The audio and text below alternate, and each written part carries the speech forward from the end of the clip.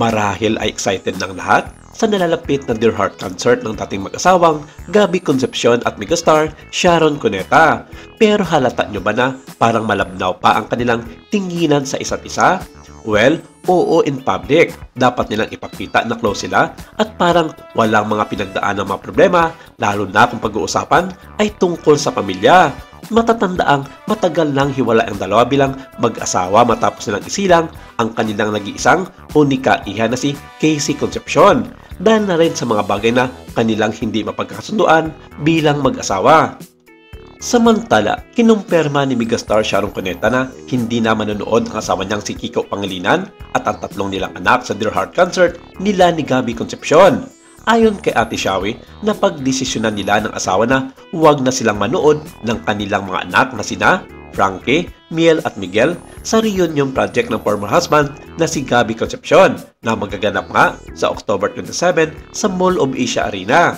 At ito na nga ang ikinagulat na naman ng mga nakararami. At bakit daw? Ano ba ang magiging problema kung sakasakali dahil kung matatag sila sa kanilang samahan bilang pamilya ay mas maigi pa di mano na sana'y makapanood na rin ang kanyang pamilya sa kanyang asawang si Kiko Pangilinan kasama ang tatlong mga anak nito sa kanilang concert ni Gabby Concepcion.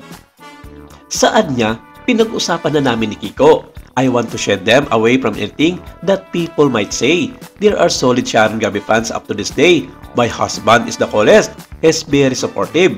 When this Dear Heart concert was first announced, he simply said, maybe because he knows I love him very much and I never fail to show him that. This is for our audience and I don't think kailangan pang makita ng asawa at mga anak ko yun except Casey, of course.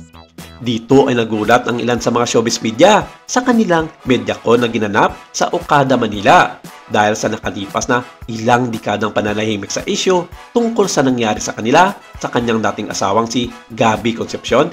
Hindi nag-atubiling silang bitito ang mga bagay na kanyang pinagsisihan noon.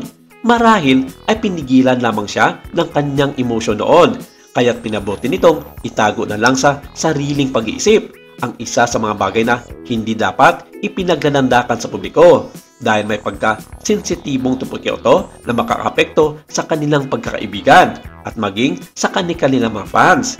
Sinabi kasi nito noon na hindi siya dapat nagpadalos-dalos ng kanyang desisyon na magpakasal kay Gabby Concepcion dahil sa pagiging womanizer nito sa kasagsagan pa ng kanyang kasikatan noon. Saad niya, I would have properly given it a little more time so we would be more mature and ready.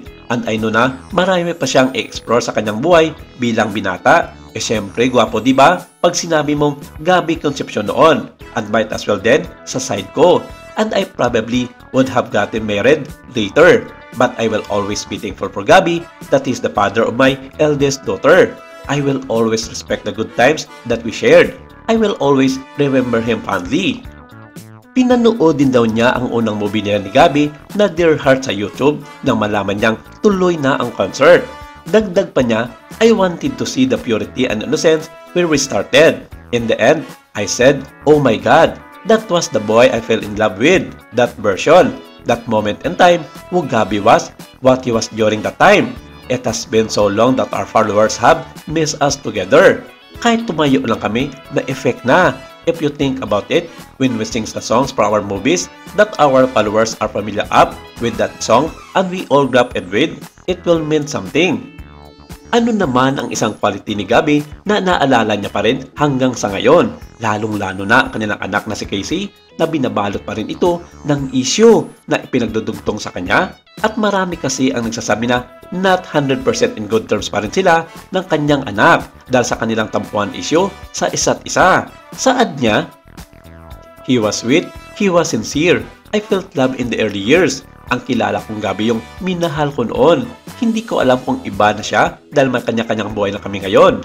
Nakikita ko siya sa TV paminsan-minsan, yung parang young at heart pa rin at binata. Kasi Gabby is still good looking.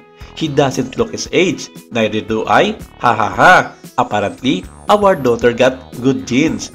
But I've been married happily for 27 years now. I cannot imagine growing old with anyone but Kiko is the best one. Siya kasi ang nagmahal sa akin ng tunay. Pero ganun pa man, tuloy na ang Dear Heart concert nila this October 27 at walang makapagpipigil dito kahit babatuin pa sila ng samot-saring issue. Maraming salamat. Ito lang muna ang ating update for today.